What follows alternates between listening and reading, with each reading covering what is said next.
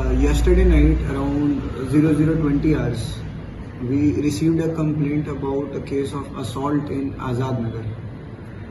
Immediately our staff, duty officer, PIs from PI Madgaon Town, PI Kolva, PI Mena Kurtarim Police Station, they all rushed to the spot at different locations, and we found that one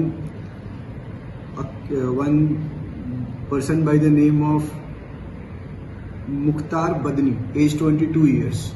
She was assaulted by a group of 5 people, and he finally succumbed to his injuries while undergoing treatment at Hospicio Hospital. So immediately our team sprung into action, and we nabbed all the 5 accused in the middle of the night, and all of them were brought to the police station for questioning.